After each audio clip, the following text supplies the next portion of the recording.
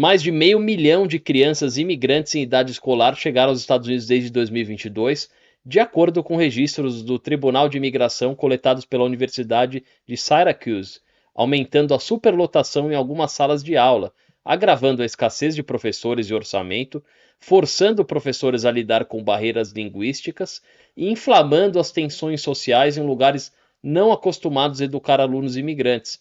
Para avaliar o impacto da imigração nas escolas públicas dos Estados Unidos, a Reuters enviou uma pesquisa para mais de 10 mil distritos escolares. Dos 75 distritos escolares que responderam, atendendo um total de 2,3 milhões de crianças, ou cerca de 5% da população escolar pública, um terço disse que o aumento de crianças imigrantes teve um impacto significativo em seu distrito escolar. 15 distritos descreveram dificuldades de comunicação com os pais ou falta de serviços de intérprete. 42 distritos disseram que iniciaram programas de treinamento para professores e administradores.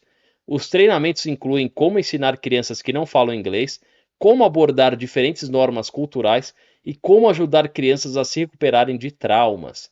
Tá aí uma situação que é consequência da imigração em massa dos últimos anos, né, Márcio? E é algo que a gente testemunha aqui em Massachusetts, que é um estado santuário, é um estado que recebe muitos imigrantes e que a gente vê em algumas cidades que são mais populosas, né?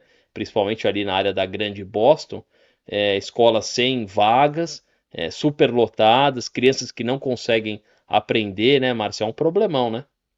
É um problema cada vez maior aqui, principalmente para os estados santuários, como você bem disse, e Massachusetts é um deles. Então a gente percebe que não é só a questão da criança não saber o inglês, né? Tem a parte toda cultural também que ela carrega consigo, né? Então, e isso acaba, né, trazendo um serviço de educação, uma qualidade de ensino menor, né? Não tem dúvida isso, em uma sala, né, com um certo número de crianças, né, e de repente, assim, em questão de, vamos botar isso, nesses últimos 4 anos, ela está superlotada. Então traz um monte de consequências aí, e a gente, né, para quem mora aqui, percebe muito isso.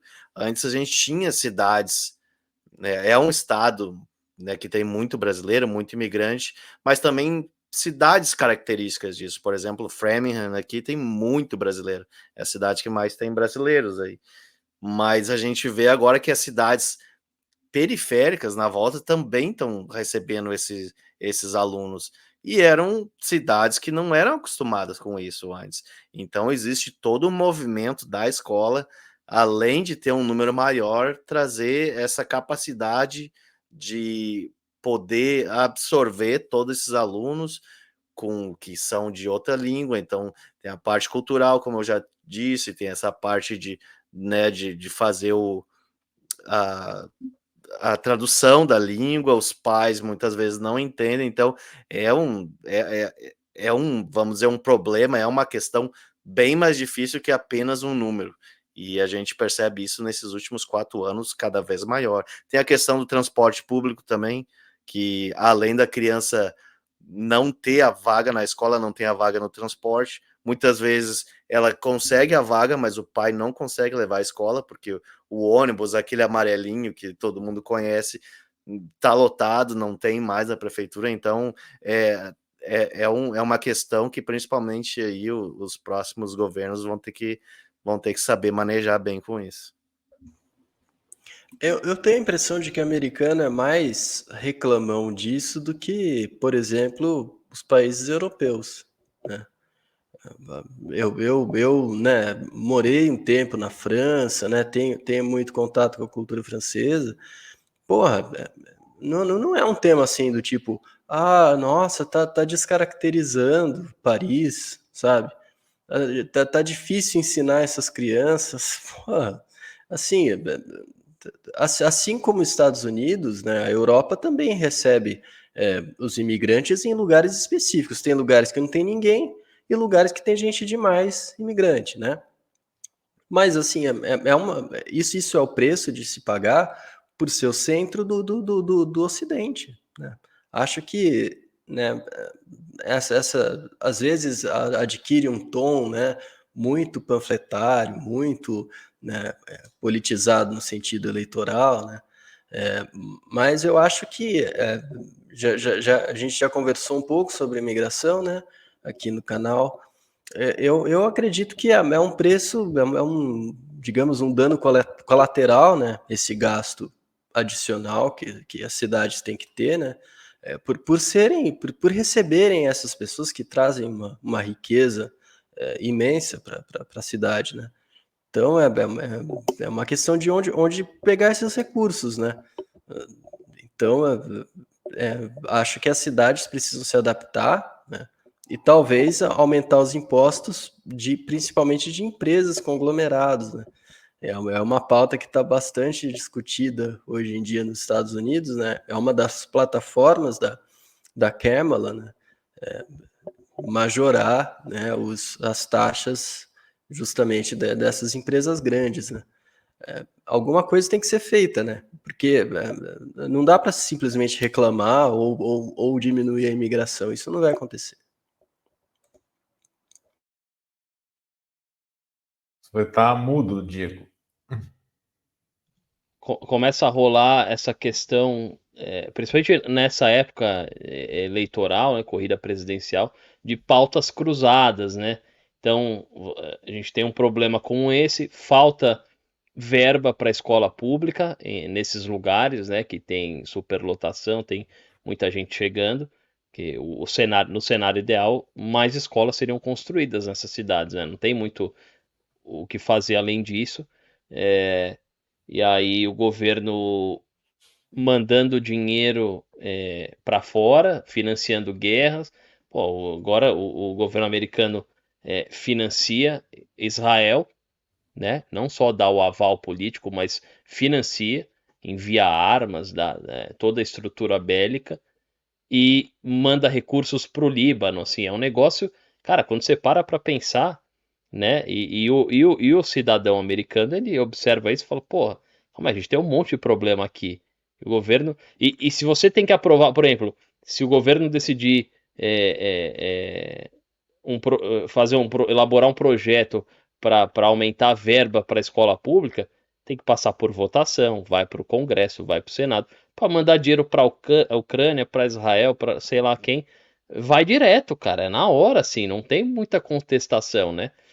Que mostra muito do poder da indústria armamentista nos Estados Unidos, mas que irrita o eleitor, né? E aí dá mais gás pro Trump, para esse discurso anti-imigrante, porque o cidadão médio, o americano mais conservador, branco, ele acaba culpando essas pessoas, né? Ele culpa quem está embaixo. Inclusive o Trump agora deu uma entrevista e falou que os imigrantes eles têm genes ruins, né? Que essa natureza pode ser assassino, de cometer crimes, essas pessoas que estão entrando nos Estados Unidos cometendo crimes, tá nos nossos genes, né, cara? Impressionante, assim. É um discurso perigosíssimo, cara. Perigosíssimo. Perigosíssimo, e ele já tinha usado, né, outras vezes, aquela história de bad hombres que ele falou algumas vezes, né, também uma vez um cara com sobrenome German estava entrevistando ele, daí ele falou, a gente é da mesma espécie, a gente tem genes bons, né, então assim, é óbvio, né, ele nem tenta esconder, né. E aí, Cadu, fala aí. Vai, Márcio, vai. Não, só complementar, e o Trump traz essa solução mais rápida, né? O problema das escolas, da imigração, não, nós vamos cortar ou inibir a imigração e vamos parar com esse investimento em guerras. São dois assuntos que pegam em cheio o americano médio, né? Eu vou aproveitar que eu tô vestido de chinês aqui para cutucar, né? A frase que eu sempre trago aqui para esse canal é que, infelizmente, o capitalismo é uma merda, né? E isso mostra, cara, isso é o sistema capitalista funcionando, né? São as consequências de como funciona o sistema capitalista, porque é um problema a imigração, né? A imigração em massa, né? Não a imigração em si, porque você imigrar de um país para o outro não é um problema. O problema é quando isso é feito em massa e não tem estrutura, não tem condições de receber as pessoas, né? Mas as pessoas imigram por quê? Porque elas não têm condições nos seus próprios países, cara. A vida lá é impraticável, sabe? Elas estão buscando um lugar melhor para viver, condições melhores, né? E elas chegam, por exemplo, nos Estados Unidos, já esperando que vão conseguir um emprego, sabe? Que vão conseguir trabalhar, que vão conseguir estudar. E cada vez menos isso é uma realidade, né? Vai se tornando uma realidade para poucos e poucos, cada vez menos, né? Porque eles têm os recursos dos seus países drenados para essas economias centrais, os países mais ricos, e aí lá eles não encontram essa estrutura, não conseguem trabalhar, estudar, vão buscar oportunidades, né? E aí a gente vê que os países grandes acabam tratando isso como um problema. Não tem o que fazer, cara. Você cria o problema e agora você tem que solucionar. Você vai ter que criar vagas para as crianças, vai ter que ter um investimento público, né? É do interesse público que essas crianças tenham um lugar para estudar, que elas sejam, né, educadas, né, que não vão viver à margem da sociedade, criar mais problemas, né?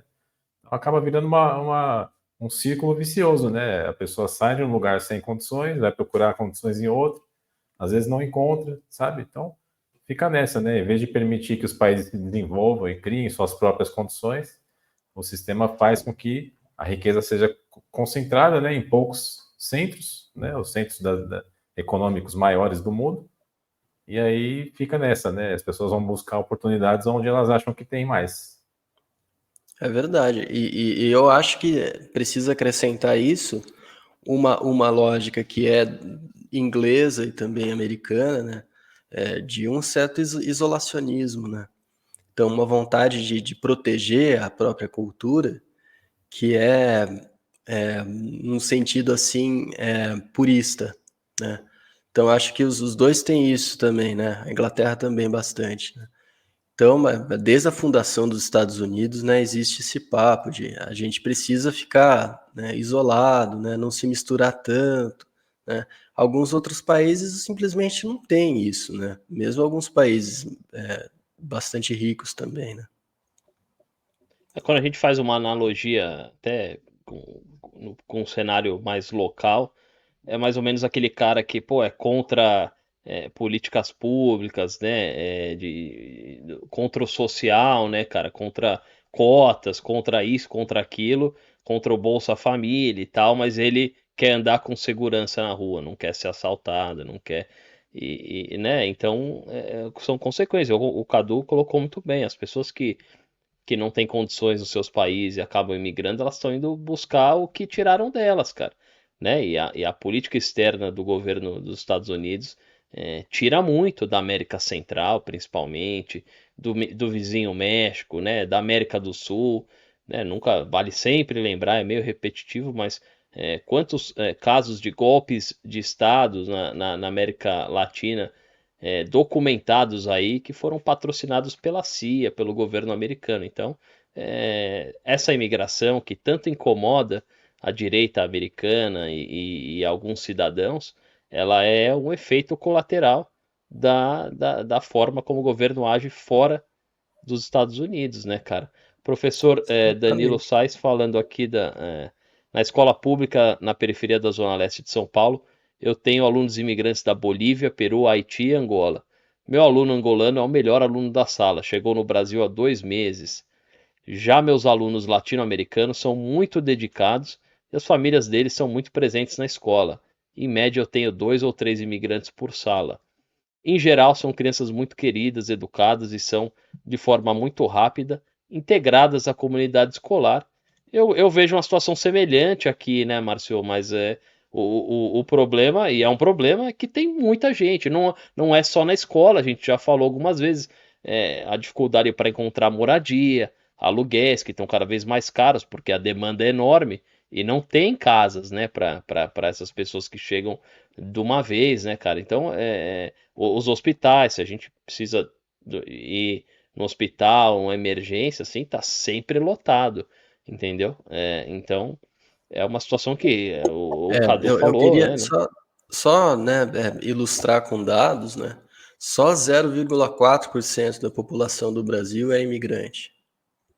quase não tem imigrante no Brasil, né? Assim, por exemplo, a Argentina tem 10 vezes mais. A Argentina tem 4% da população imigrante, né? Então, assim, realmente é o que você falou, Diego. A questão, né, é que quando isso ultrapassa, né, vira um volume, né, vira uma massa indefinida, né, porque é assim que começa a ser visto, né, essas crianças, muitas vezes, né? Aí é onde mora realmente, né? O ensino cai, né? Tudo fica precarizado, né?